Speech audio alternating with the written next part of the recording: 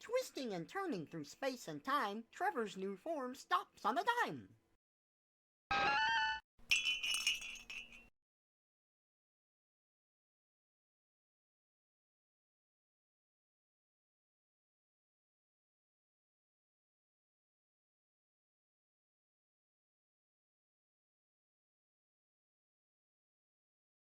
Hey, Tepig, welcome out.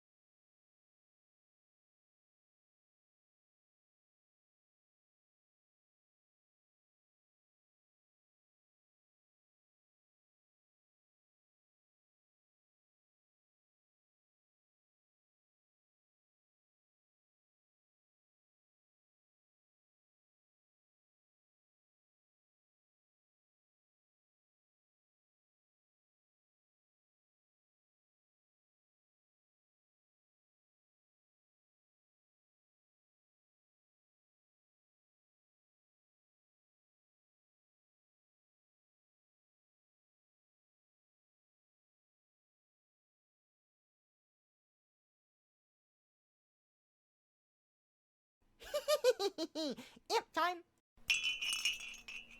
Imp time! Hey, Hyena Quest, welcome out.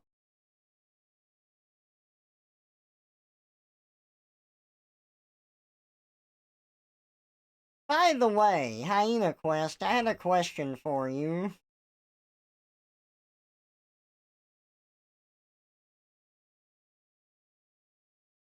Normally, when I'm talking about people, I am pretty vague. It's like, oh, my friend did this, so and so did this person did this. And I'm vague because I don't always know who wants me to, like, actually say their name or whatever, so I just kind of default to generalities just to play it safe. But whenever I'm talking about your game, Delivery and Beyond, I don't know how I should refer to you. Like, I don't know what account you want me to mention or what name I should say. Is there a preferred name that you want me to mention if I'm talking about Delivery and Beyond?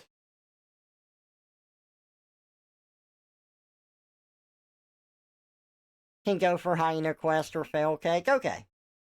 That's it. I just wanted to know. Thank you.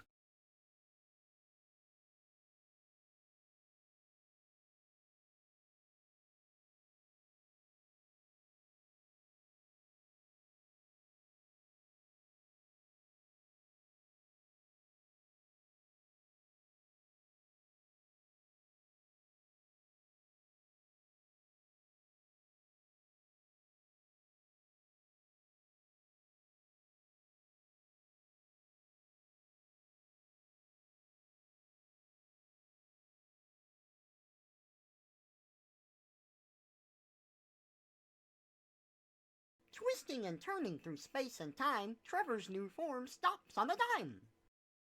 Kupo? Kupo! Moogle time, Kupo.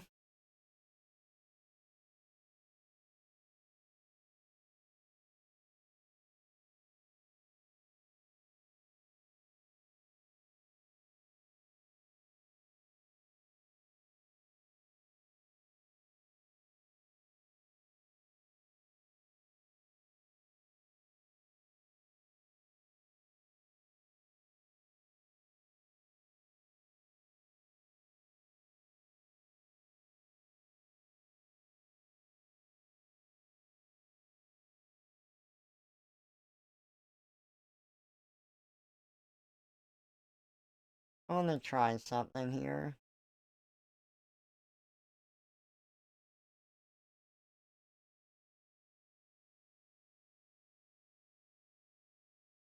Guess the dice wanted to Moogle you, I guess so. Hey Havoc, welcome out. Ah, thank you, Shadow, I appreciate it.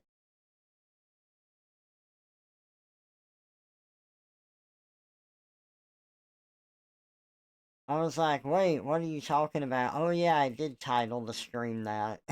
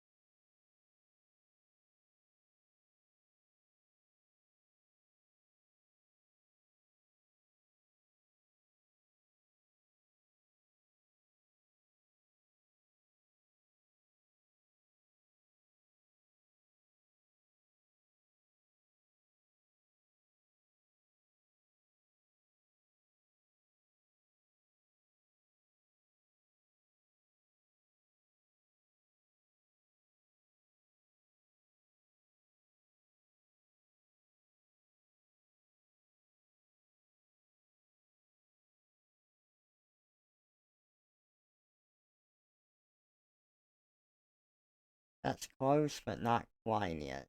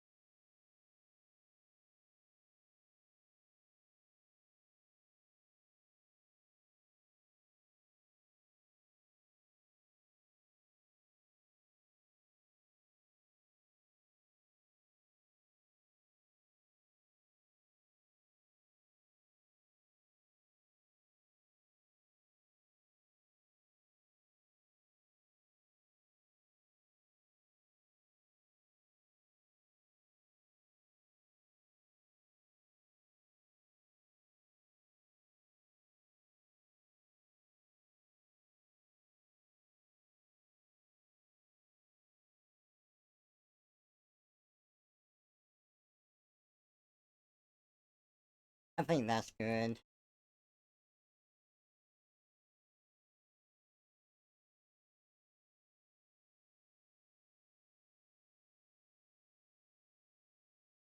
I'll need to adjust that just a little.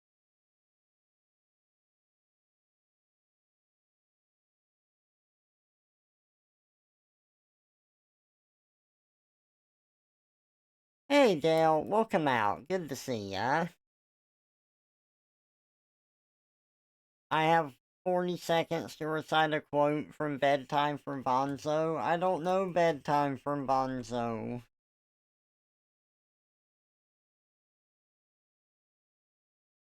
He sounds like a real bonzo.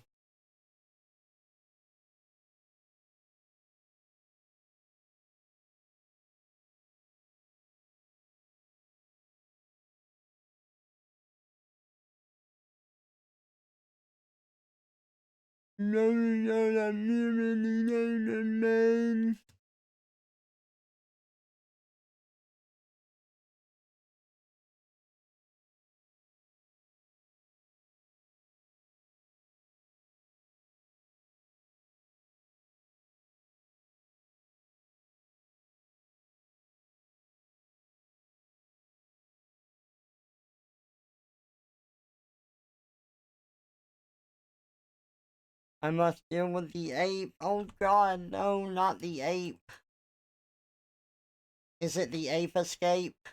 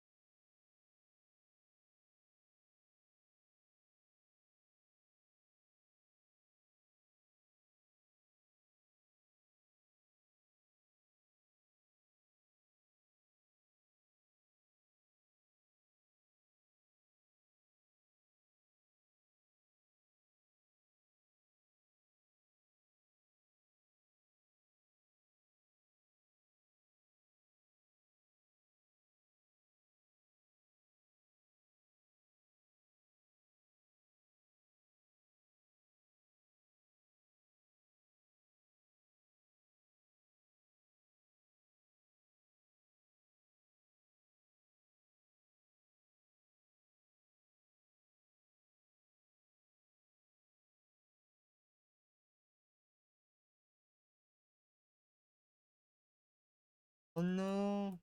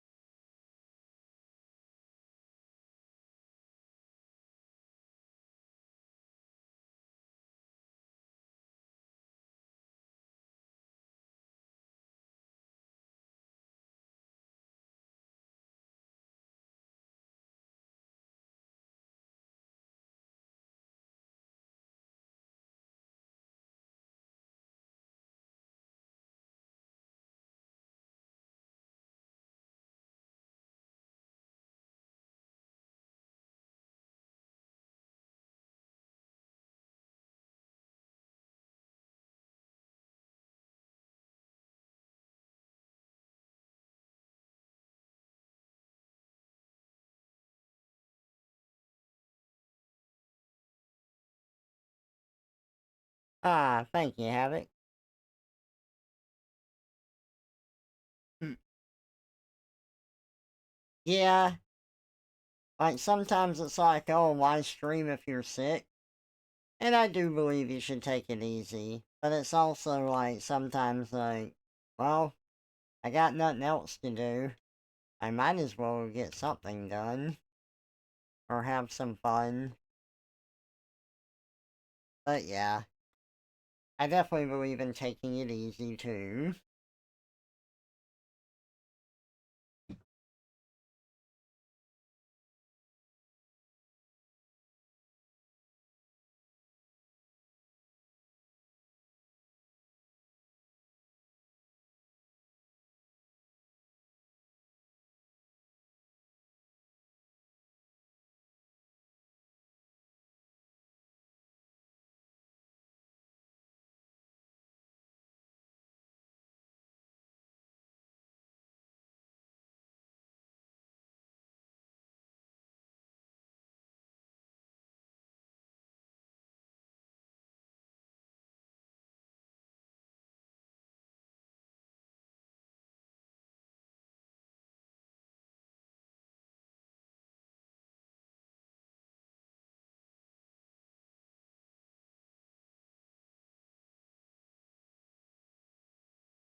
Oh, jeez.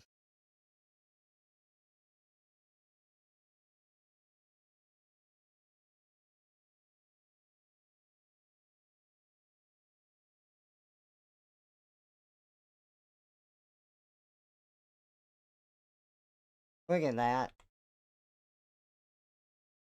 Perfect. Good Spratazon face.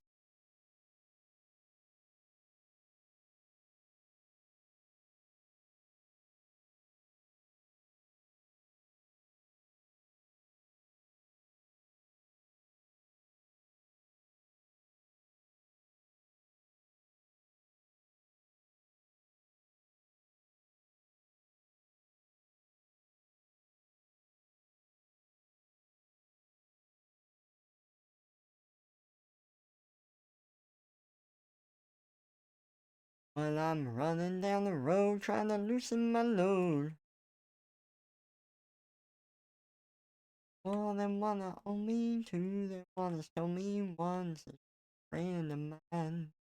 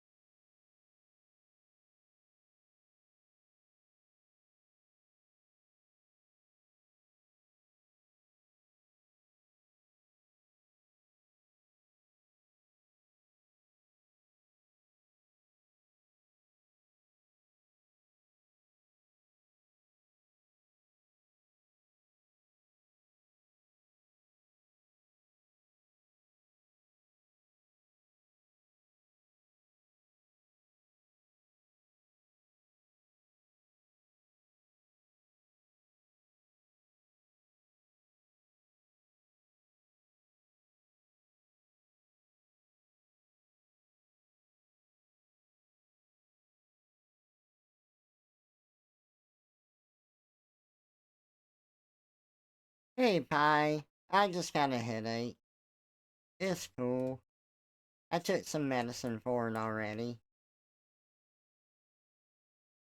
All Scratazons are good. Scratazons, yeah. Stretchy faces. They make me. They're good.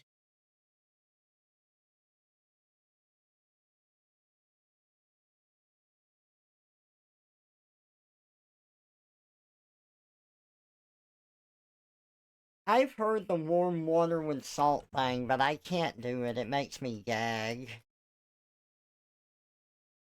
Like, all I can think of is like when I swallowed ocean water as a kid, and then it makes me feel sick.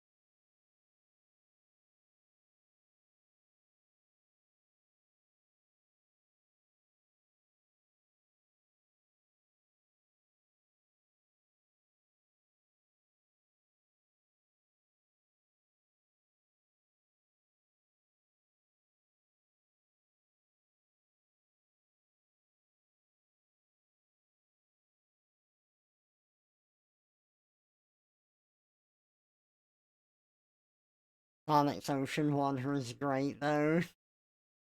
It must be why he drowns all the time in it.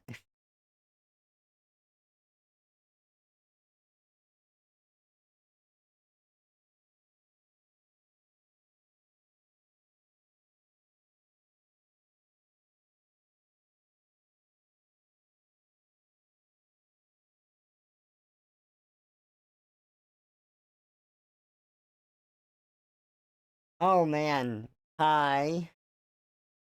You've been doing the May transformation stuff recently? And you're talking about like relating to a character in that one? Like, one another big thing that I really related to May in was so how do I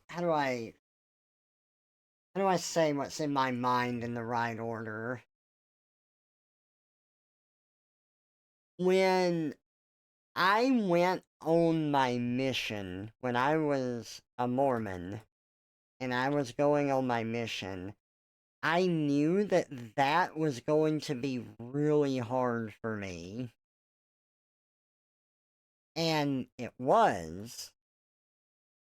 So, whenever I was out there, I was looking forward to getting back home so that things could go back to normal. Like, that was going to be like the hard thing for me to do. And then, once it was over, life didn't slow down and it never went back to what it was. And then, like, college happened, I ended up dropping out, stuff like that. And I never got this, like, closure that I needed, or I felt that I needed. Like, life just kept moving forward. I wanted to reconnect with, like, old friends, but old friends were moving on and doing stuff with their life. Like, everyone was like going in their own direction, just like doing their own thing. I couldn't really hang out with them like I did before. And even though I did this like big thing that, everyone's like, oh, it's great that you did this, I did not feel as far along as some of my friends. I felt like I was being completely left behind. And I just wanted to enjoy some of the old stuff that I had before. And in that way, I really related to May in that game too.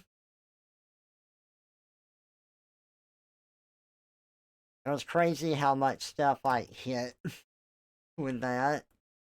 That's it. That's all I wanted to say.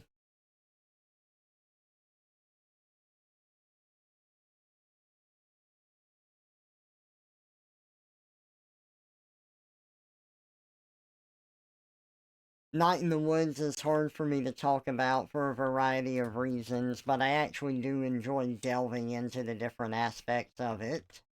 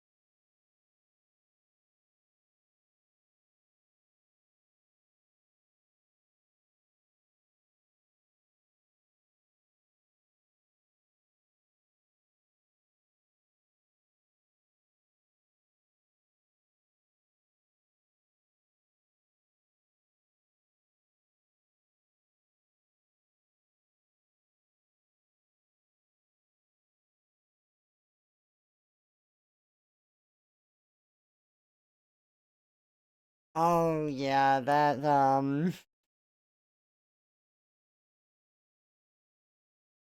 that whole thing, like that way.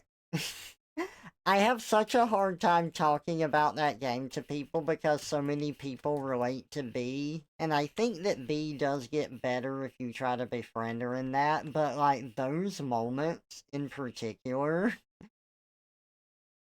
were really hard to get through.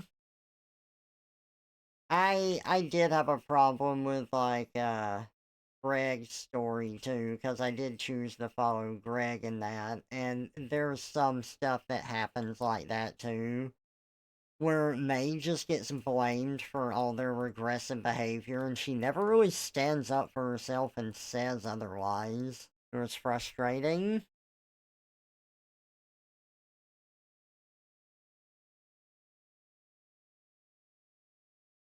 Mm, yeah, I can imagine that get rough to see in the game when you've had that experience too.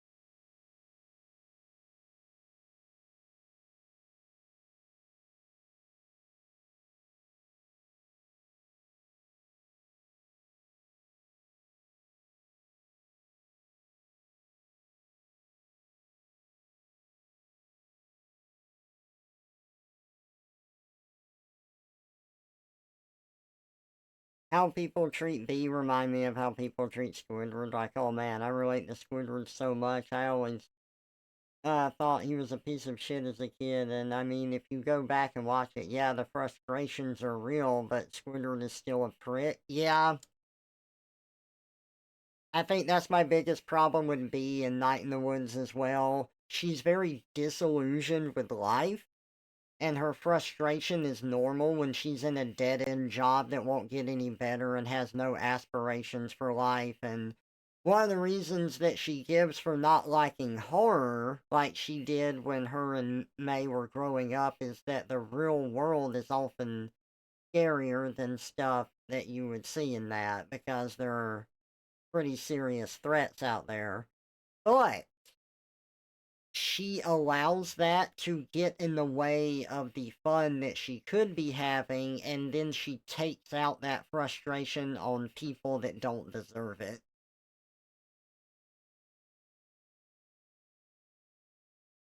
But, I mean, that's part of a flawed character, too. Still, it is hard to just. She's written well, but it's that very, like, confident I'm right and everything sucks and I hate you and everything I say is correct and you're. You know, that kind of thing. Like,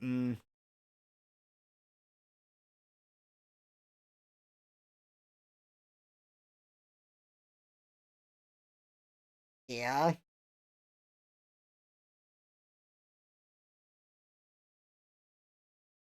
Which, you know, it's frustrating to read about, especially when it's real, but I do think that part of the strength of that game in particular is how close things hit to home and how much you can analyze it and stuff. Like, I. You finished it, right? Like, you've beaten the game, yeah?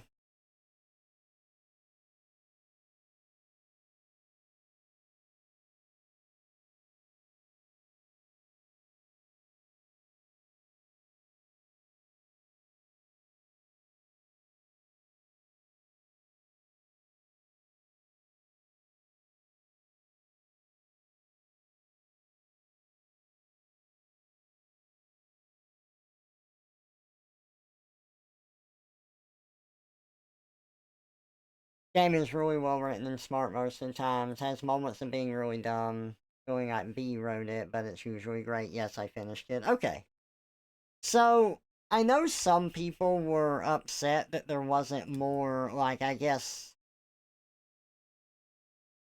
like, despite the theming of the game, there is, like, hints that there is supernatural stuff in it, but you never, like, really do see that, and some people were disappointed about that. I kind of like that there's not, and it's mostly in the background and what you make of it, because I like the parallels and everything. You know, May's life changed, and she had a hard time dealing with that. Life moves forward, and she doesn't get a chance to slow down. She just wants to reconnect with old friends. Old friends are like disillusioned with the town they live in, and they're not doing well, or they're trying to move forward, and then I feel like May is holding them back, which isn't fair to May, but it's what happens in the game. Uh, May has, you know, a little bit of a meltdown with her mom who doesn't understand why she dropped out of college, but May's never really talked with her problems to anyone except her therapist, and her therapist doesn't really seem to be doing her any good. May's dad is sad that he lost his job, and things seem to be changing for the worse, but he's trying to make the most of it. And then, so you have all of these changes that are happening to everybody, and it seems that changes are happening for the worse with May and all of her friends and everything. And you're kind of dealing with that as May while seeing how it's affected other people. And then that's where the cult comes in, where the town has fallen on such hard times, and the cult just wants things to go back to the way they were when they were prosperous, and they let it affect them to the point that they start killing people. in order to sacrifice them to this god that's supposed, if they sacrifice enough people to fill up this hole, that things will go back to the way that they were. And the hole is like a metaphor for the hole that's been left in their life after like all of the horrible stuff that's happened and all of the changes for the worse. And I really like all of the like metaphor and symbolism in that. And then as May and her friends, you, well, hopefully, you know, with the way the game ends and everything, you don't end up succumbing to that same sort of like delusion and bitterness, and you're all able to move forward.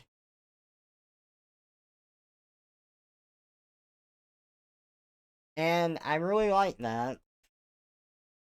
I thought it was good.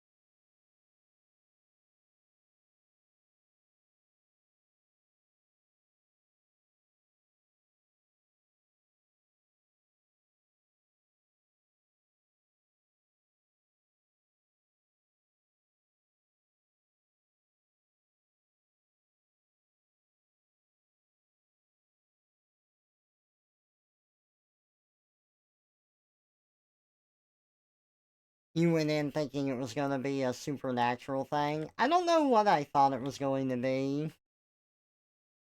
I remember I was sad that it was more of a walking sim game than like having any actual gameplay. But I did enjoy the story, but it was kind of like a one and done thing for me. But it's still fun to talk about.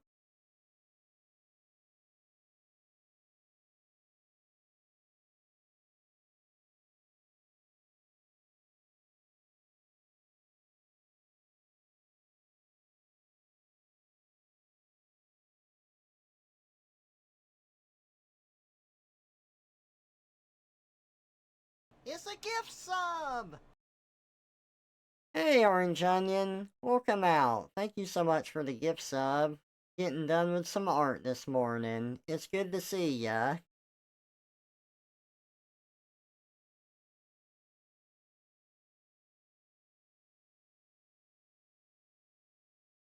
Oh yeah, I saw you post that in Discord.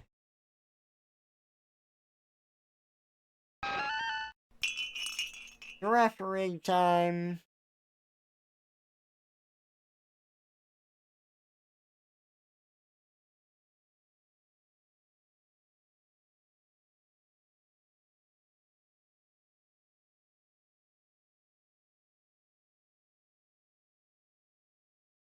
Yeah, I never felt any desire to replay it. Not enough game to make it worth it. You really get 9% of the experience watching a playthrough on YouTube. Yeah. It it was an experience I'm glad I had, though.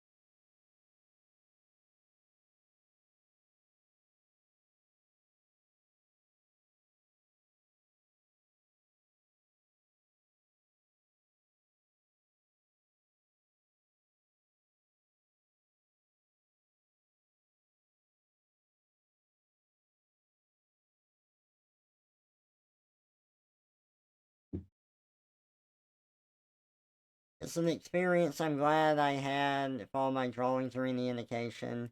But I do feel like it didn't really need to be a game. Of course, if it was an indie animation, it would get 2 episodes over the course of 10 years and never be finished. That's fine. Yeah, that is fair. I feel like that for a few things. There are certain games where, I want to get the different endings. Uh, just to give an example that I can think of that's kind of relevant, this stuff is like Undertale. I know people really only like playing one ending to that game, but I like seeing the different aspects of it. It's like, what happens if you do this? What happens if you do this? And then, like, playing the different endings gives you more story or, like, different aspects of the story, and I think that's really interesting. But then there's other games that I feel like the point of the game is to get the experience and ending that you do, and I see no reason to play it beyond that, and I can look up the other stuff if I'm interested. Cyberpunk 2077 is like that for me. I had some friends, they're like, oh, you should do this because there's the best secret ending for this game, but you have to do specific stuff. And I was planning on doing it, but I wanted to get my ending first, like as I was playing through the game. But after I got my ending, I was like, well, I enjoyed this game and all of my experiences led up to this. Doing anything else is gonna feel like running through the motions rather than it being my experience, so I don't really want to do that. And I felt the same way about One Shot. One Shot is a great game, and you have to make a choice at the end. And after I did that, I had people tell me, you need to go back and play the game because, like, they added, like, whenever he released it on Steam, he added more stuff so that you can, like, actually go back and get the full story. And I'm like, well, that's cool. I do like that, but that wasn't the point of the game. The point of the game was leading up to this moment, and then I made a choice. And that's what I'm sticking with, and that's what the game was.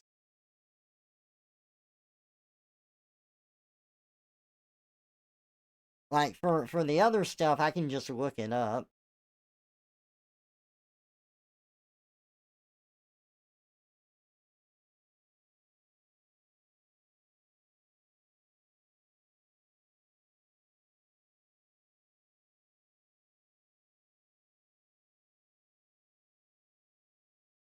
Fallout games are like that for me. You get your ending, and that's that. I can play through them again if I mod the shit out of them to really shake up the experience, but I never actually finish it. Yeah,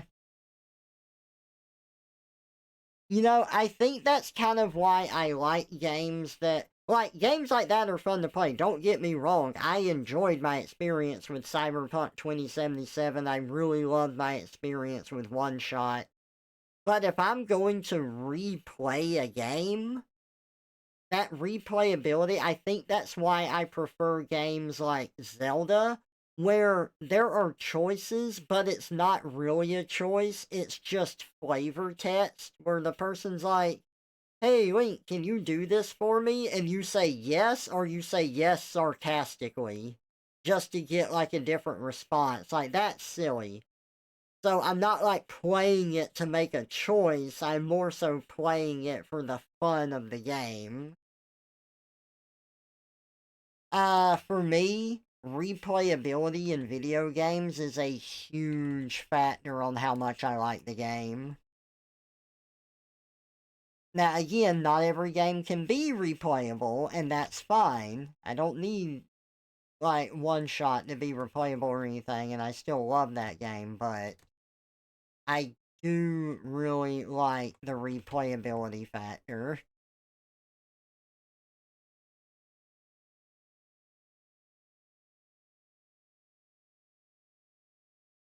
You didn't realize One Shot had multiple endings? You thought it had a couple of false ends very early on, and you were meant to continue from that point to get the ending? Did you ever beat One Shot? I'm sorry if I spoiled anything.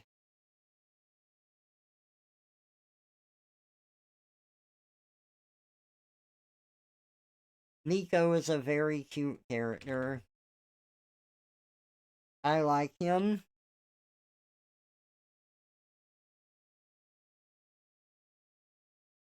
Look at that dancing call.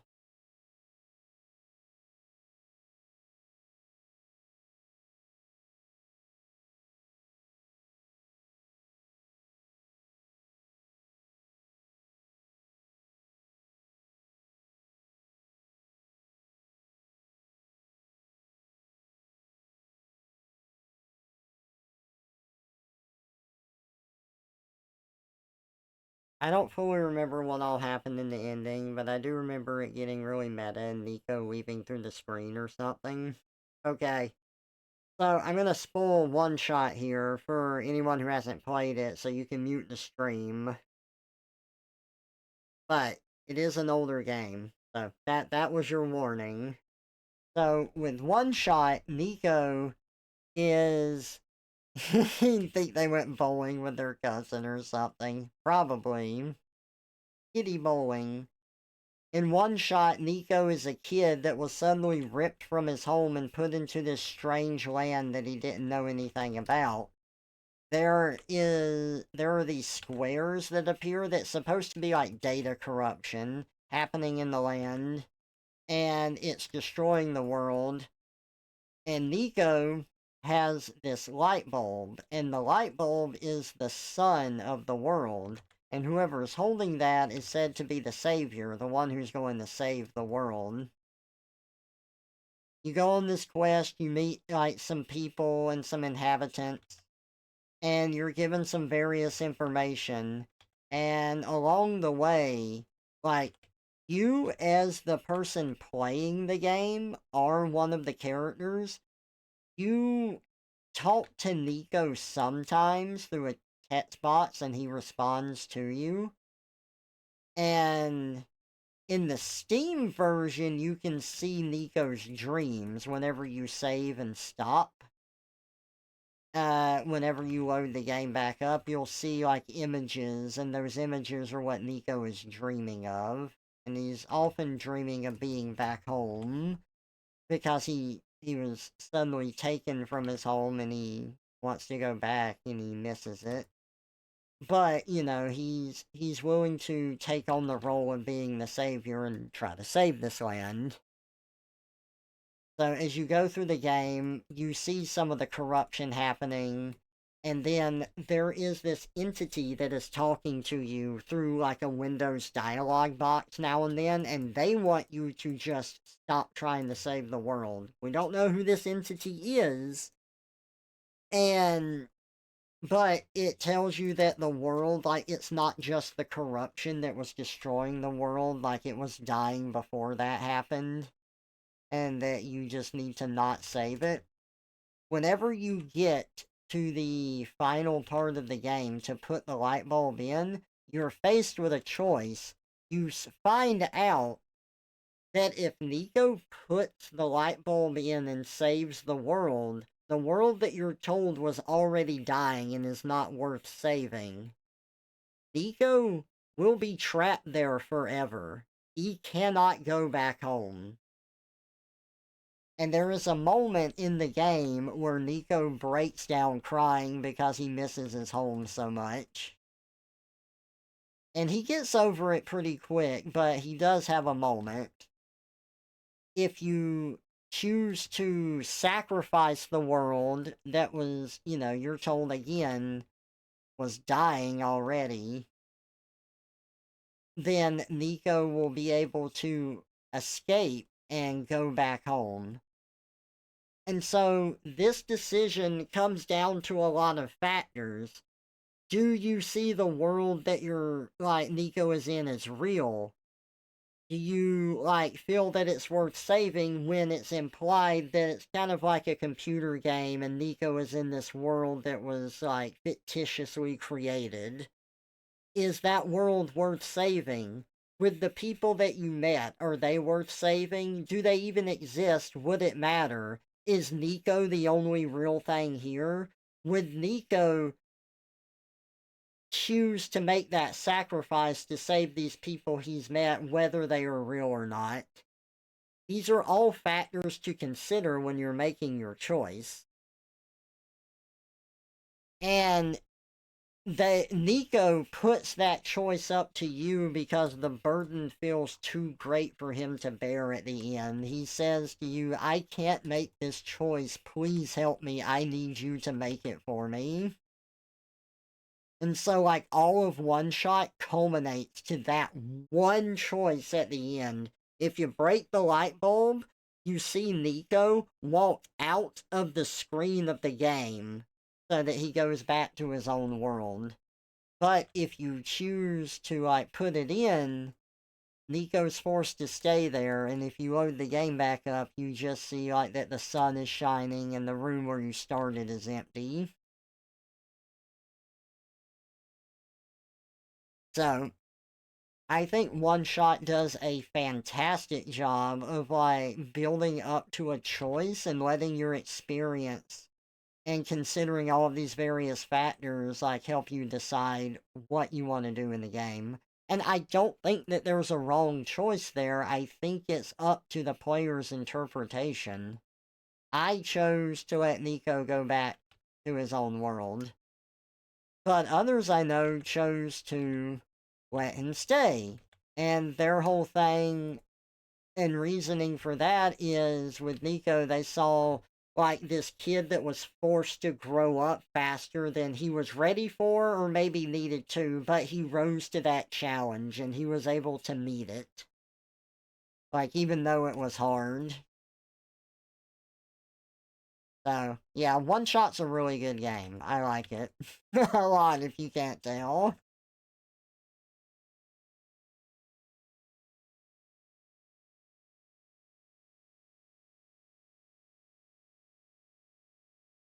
Yeah, the additional ending is where you go back in and find out the entity talking to you was the world machine and like all of this stuff, and then it's like a happier ending with like getting that to come around and whatnot. It's fine. I don't mind more lore being there, but that wasn't the point of the game. The game was even harder before it was released on Steam, by the way, too. Because in the original version, whenever you played it, you could not stop playing. You had to do it all in one shot. That's the name of the game. That's the point of the name. If you quit the game at any time in the very original version and you loaded it back up, the light bulb would be broken. Nico's clothes would be on the ground. Like, there's just nothing there but his clothes, and with the text saying, You killed Nico.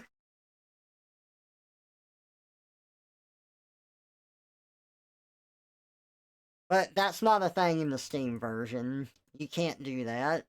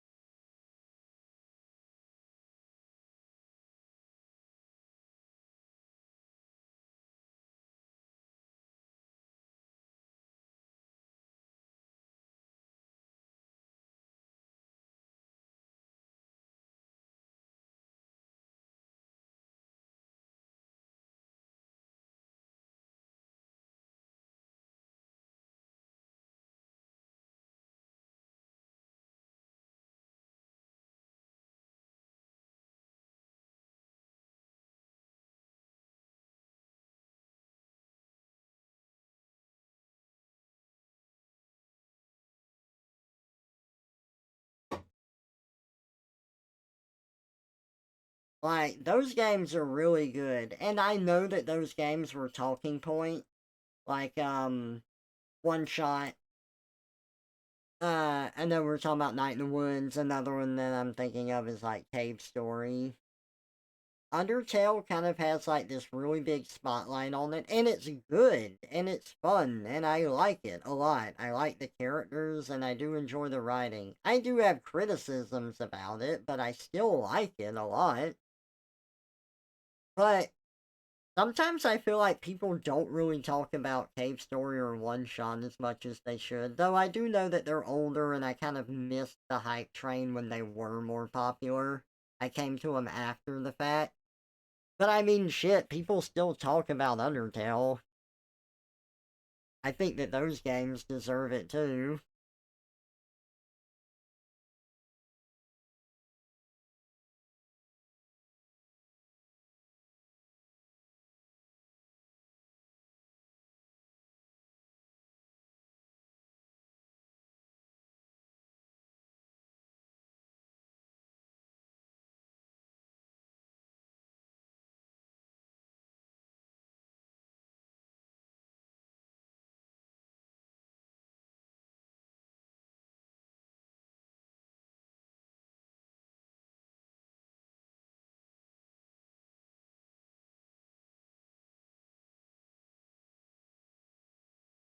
I don't remember the light bulb choice taking long to get to, like 3 to 4 rooms at most, and Steam adds the extra ending that takes quadruple that to reach, so that's where I got confused about the early false ends and there being only one ending.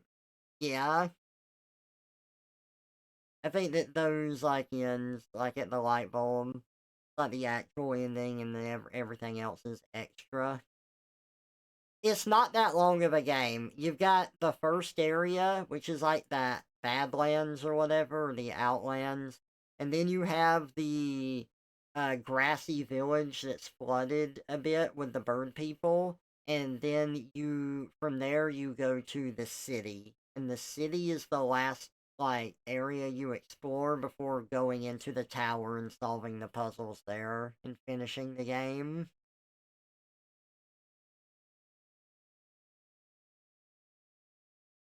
If the original was harder to the point you had to do it in one shot, the short length would make sense, yeah. I don't know that I would like playing the original, but I like the idea and concept of it. Like, yo, you have one shot to save this world, or to, like, get Nico through here safely. And it wasn't like a game where it was like, oh, you accidentally fell into the pit, too bad, you died. It's not like that.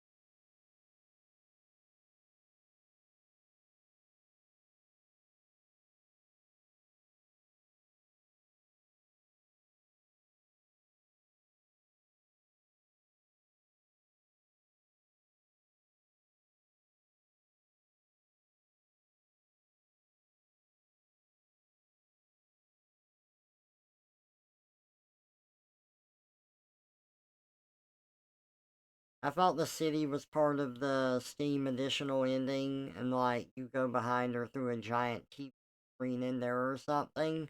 Ooh, it's been a while. I don't remember.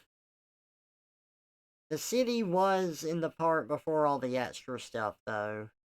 There's a character in one shot, and she has a die for a head, like the die that you roll, and depending on like that character is random for everyone that plays the game. She'll have a different side of the die displayed for whoever's playing the game, and each side has a different personality.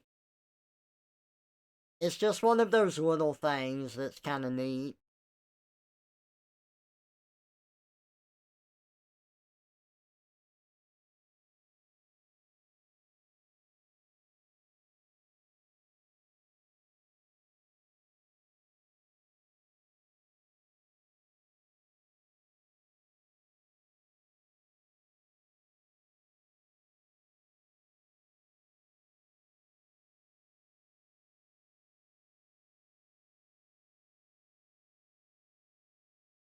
You remember something about having to take a secret boat ride in the Steam ending? I think so. Like, I think that you revisit the areas and stuff. Because there's like a fox in the city that tells you to come back later, and like that's in the main game. It has no relevance to anything except for like the secret full ending. So you have to like play through the whole game, make your choice, relaunch it to go back, and then get back to that point and talk to the fox.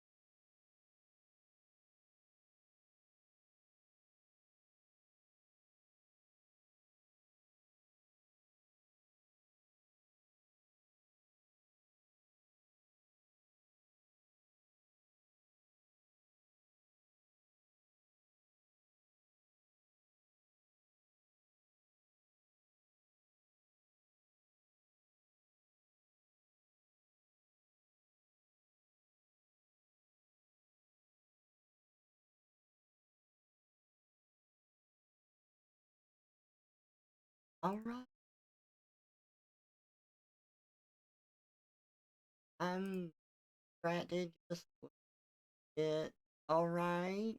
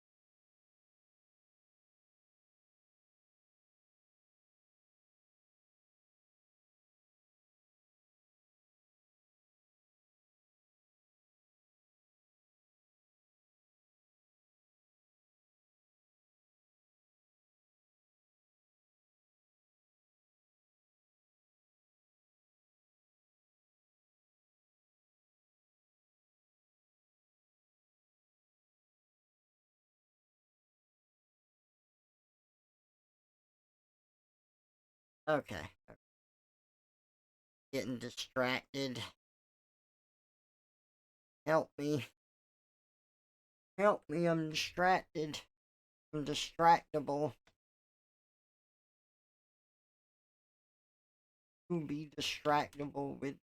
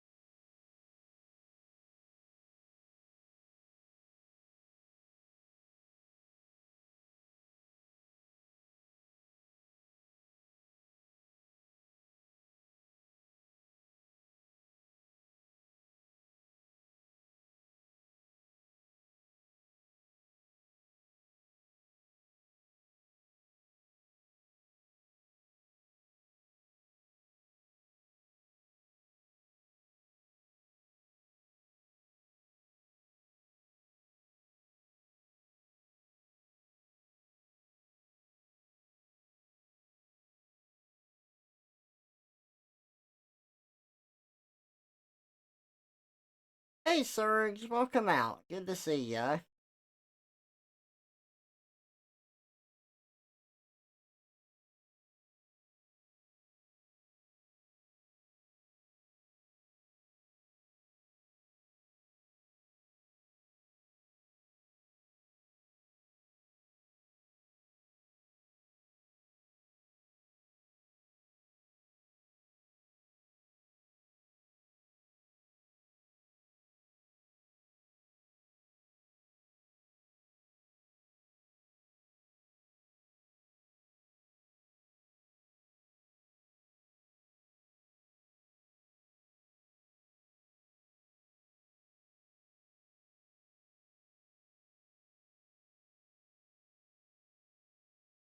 Na na na na na na na na na na na.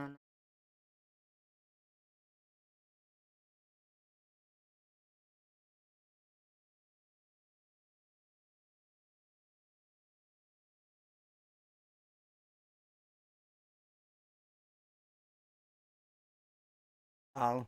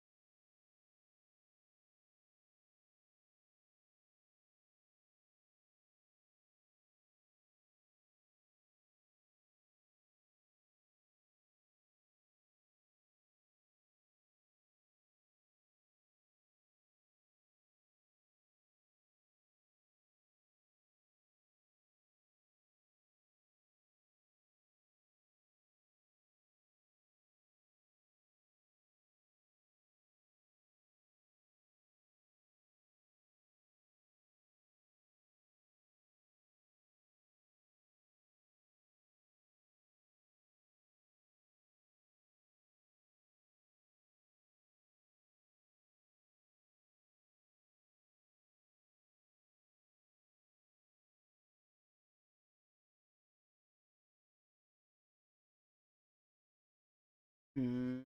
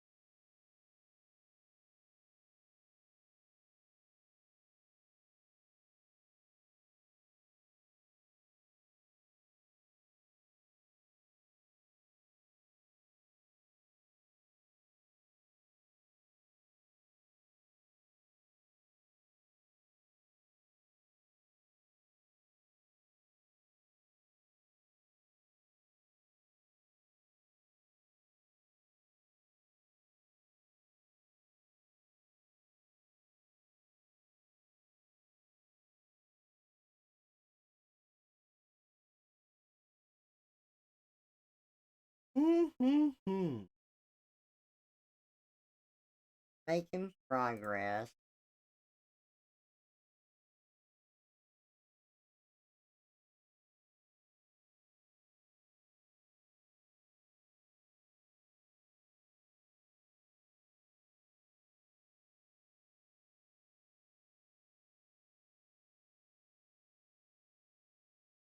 How we been doing on time?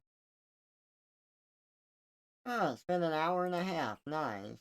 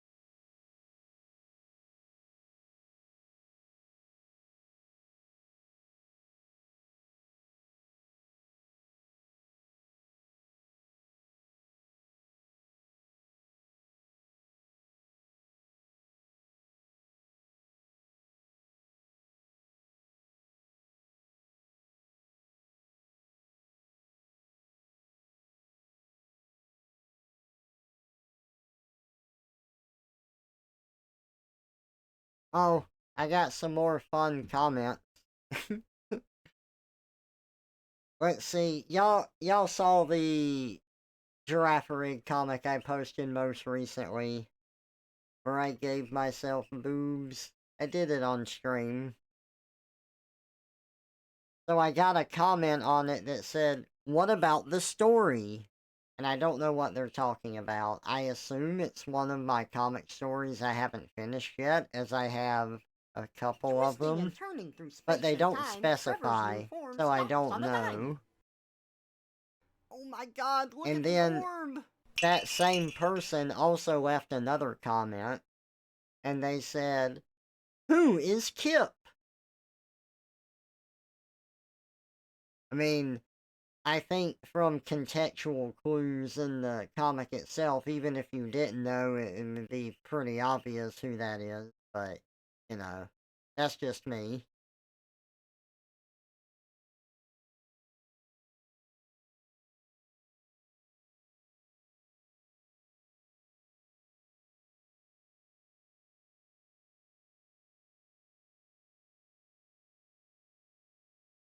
Matt or Trevor.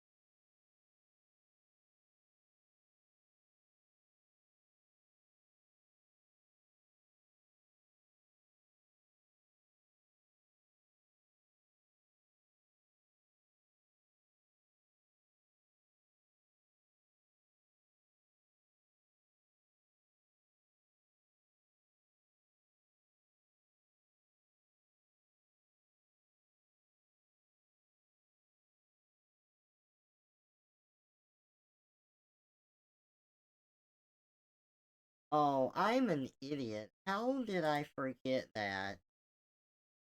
There's a big thing I forgot here.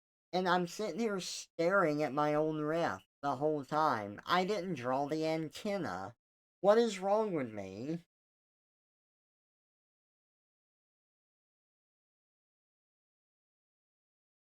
But who was phone? Actually, QUIP is a clever acronym standing for Keep Yipping Pokemon. Very subtle messaging from Trevor Fox. I also forgot to draw Erica's wings. Win! I have forgotten that before. Also, that's a funny acronym.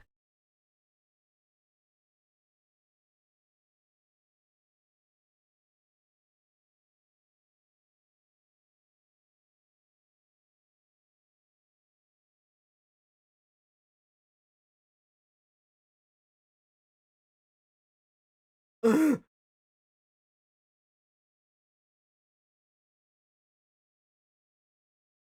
uh, uh.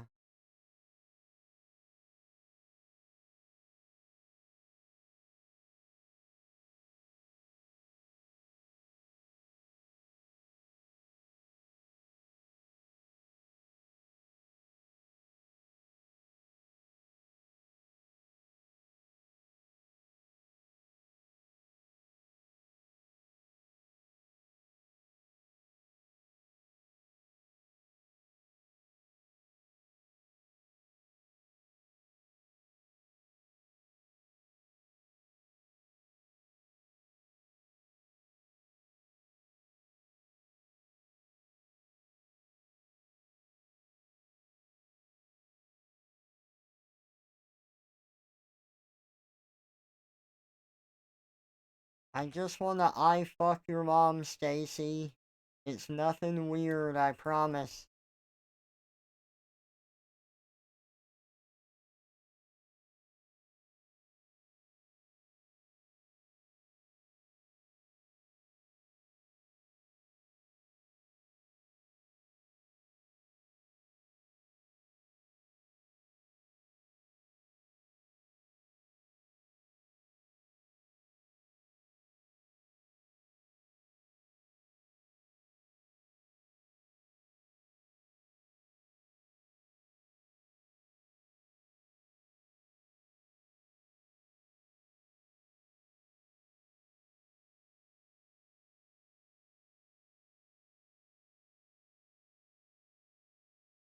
The key is to draw Erica's wings on pieces that don't have them and forget them on pieces that do.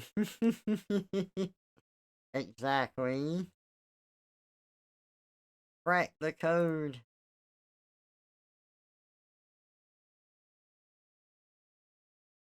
With a tap.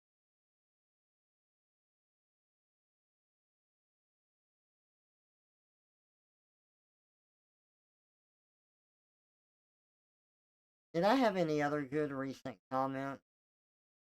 I don't think so.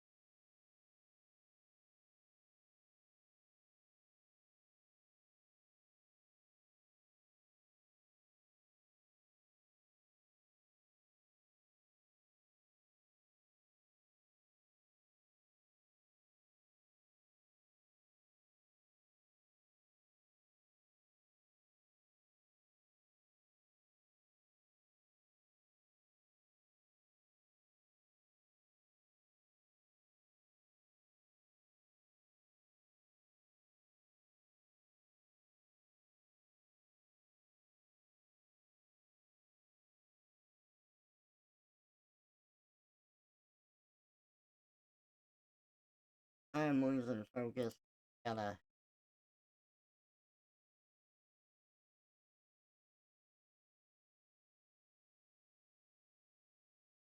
lock in.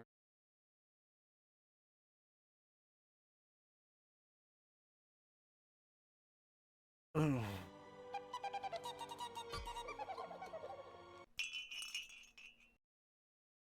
Hey, Abson. Welcome out.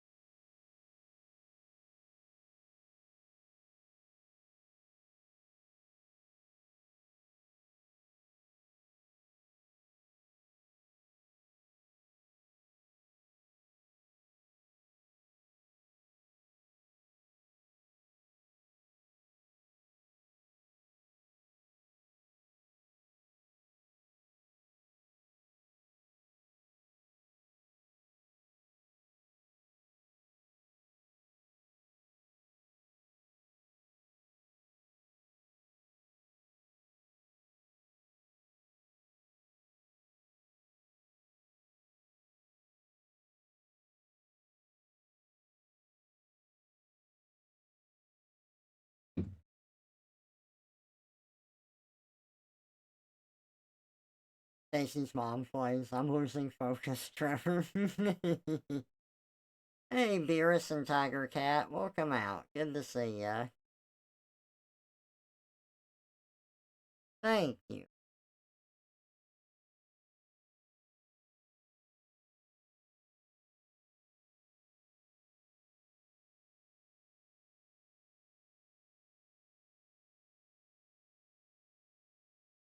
Whoa. Stuff with that. That's it.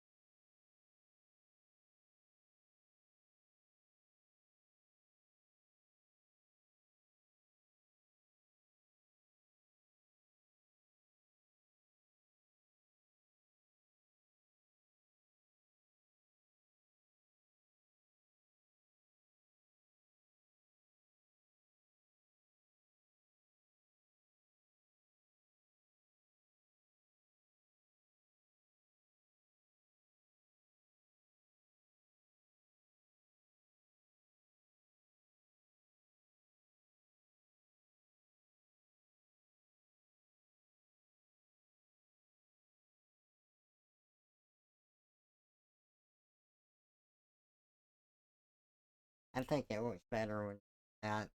Okay.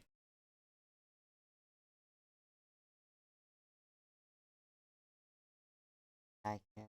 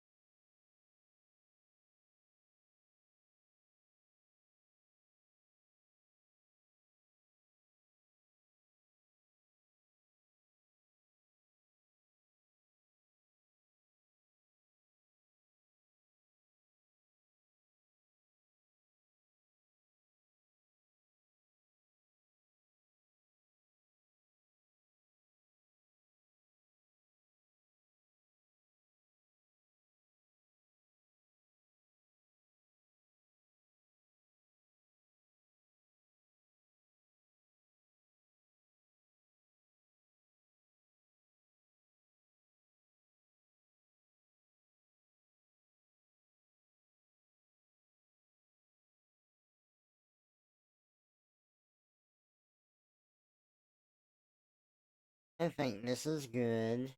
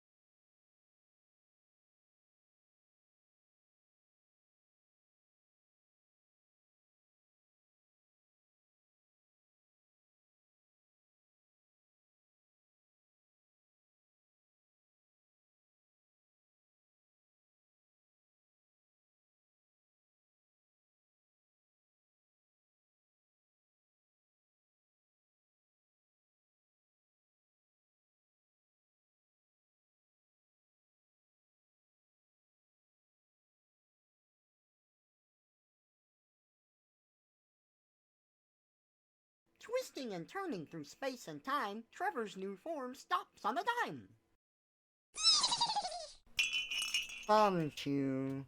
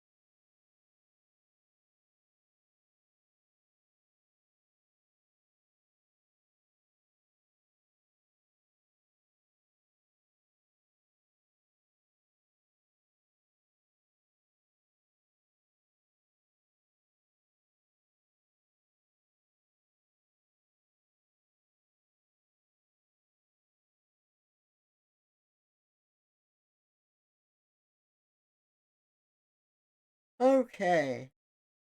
Oh boy. I got this all finished up. Let me get uploaded and off.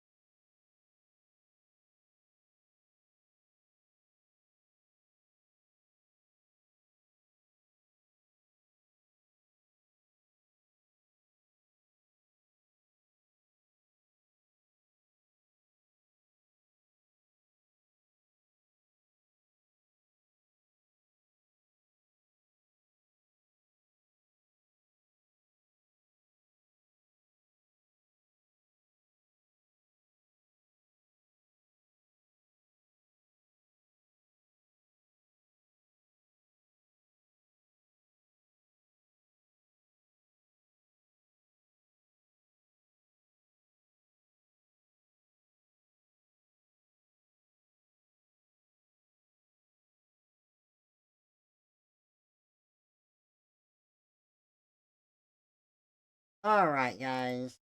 I think that's where I'm gonna have to call it for now. I am at my limit and the floor is looking really comfortable right now, so that's where I'm gonna go pass out. I'm gonna go sleep on the floor. Alright, guys. Thank y'all so much for being here. I appreciate ya. I will catch y'all in the next stream. Have a good day, everybody. Bye bye.